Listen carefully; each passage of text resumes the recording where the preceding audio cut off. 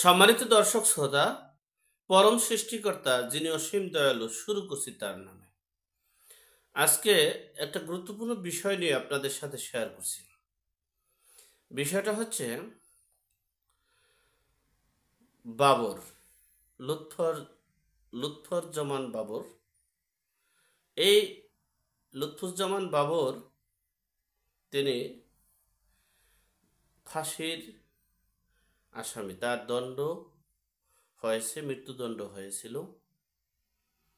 10 truck অস্ত্র, অবৈধভাবে অস্ত্র এনে দেশে একটা জঙ্গি রাষ্ট্রে রূপান্তর করার জন্য যে পায়তারা চালাচ্ছিল, সেজন্য তাকে মামলা দেওয়া হয়েছে। সে মামলার আসামি তিনি, এবং তৎকালীন সময়ের সকল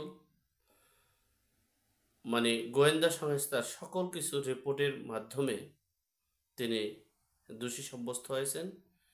এমনকি আমরা ভিডিওর মাধ্যমে দেখেছি এই লুৎফুজ্জামান বাবর তিনি অস্ত্রগুলো হাত দিয়ে ঘুরে ফিরে দেখেছেন এবং রিজেক্ট কিনা, ভালো কিনা, চলবে কিনা, সেই প্রমাণও আমরা দেখেছি।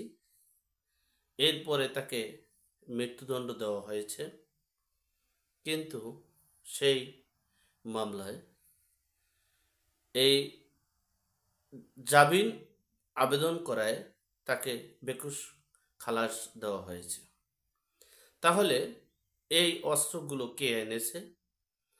এখন কাকে এই মৃত্যুদণ্ড দেওয়া হবে, বা কেনই বা তাকে মৃত্যুদণ্ড দেওয়া হয়েছে? এই দেশের শাসন ব্যবস্থা কি বিএনপির হাতে চলে গেছে? বিএনপি কি এই আইনি ব্যবস্থাটাকে ধ্বংস করতে যাচ্ছে? বিএনপি কি দেশের সংবিধানকে পরিবর্তন করার জন্য মদদ দিচ্ছে? বিএনপি কি পাকিস্তানের আদলে এই দেশটাকে পরিচালিত করতে যাচ্ছে? বুঝতে পারছি না।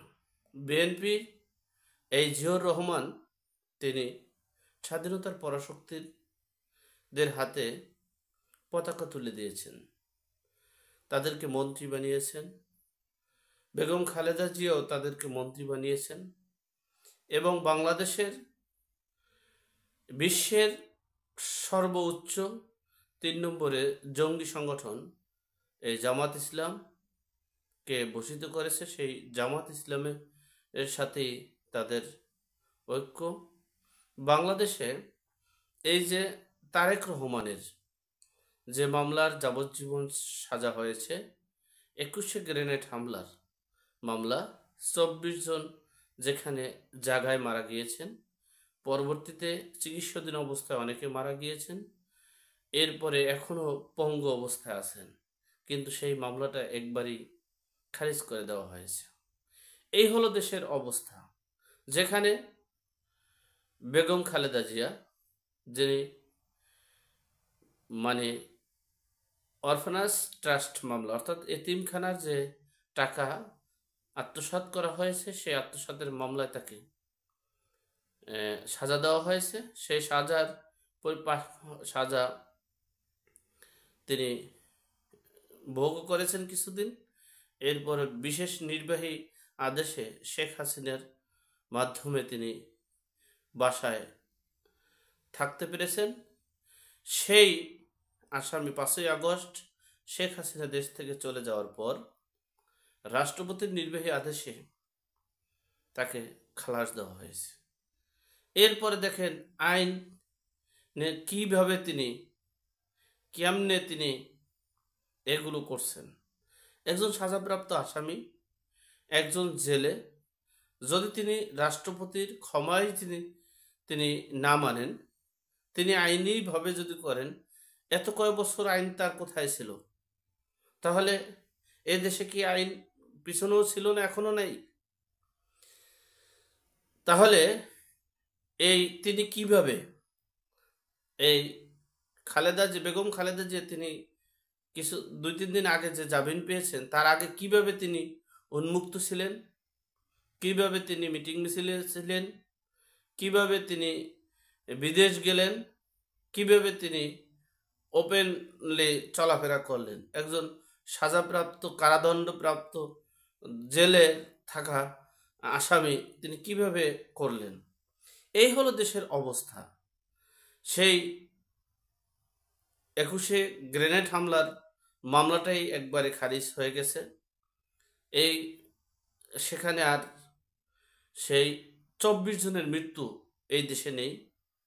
আপনারা তিন্নি হত্যা মামলার আসামি যিনি, তিনিও কিন্তু জামিন পেয়েছেন। তিনি 1 নম্বর আসামি এবং তিনি হত্যা করেছেন। তাহলে কি এই লোকটি হত্যা হয়নি?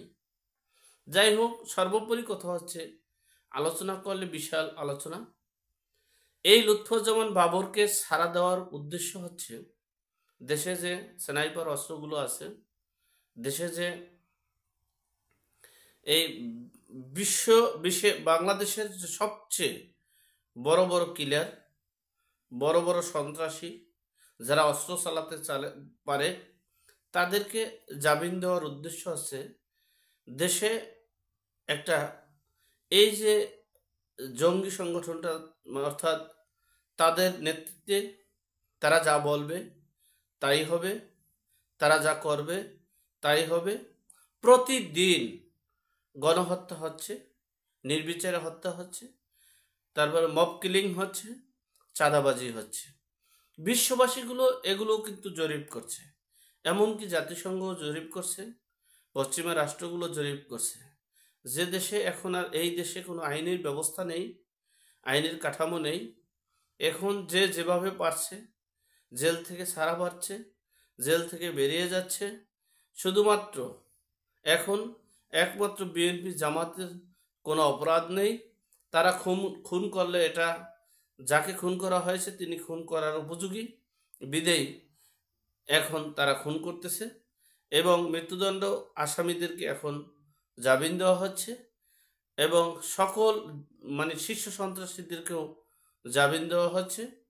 এখন শুধু এই দেশে শুধু স্বাধীনতা থাকতে পারবে না। স্বাধীন হয়েছে 2024 সালের 5ই আগস্ট, এর আগে ছিল পরাধীন বিদেয়ী। 1971কে তারা স্বীকার করবে না, 1971-এর মুক্তিযোদ্ধাকে তারা স্বীকার করছে না, সংবিধানকে স্বীকার করছে না। বিএনপি এই বাংলাদেশের যত দুর্ঘটনা ঘটেছে, যত অনাকাঙ্ক্ষিত ঘটনা ঘটেছে, যত অনাকাঙ্ক্ষিত ঘটনা ঘটতেছে, এর দায়ভার বিএনপির নিতে হবে, এতে কোনো সন্দেহ নেই। কারণ একজন মৃত্যুদণ্ডপ্রাপ্ত আসামি তিনি বেকুস খালাস পেতে পারে না, এরপরে 21শে গ্রেনেড হামলার মতো মামলায় খালাস পেতে পারে না। পৃথিবীর কোনো ইতিহাস নজির নেই, কোনো দেশে, এই একমাত্র বাংলাদেশ ছাড়া কোনো দেশে একজন অপরাধীকে ছেড়ে দেওয়া হয় না।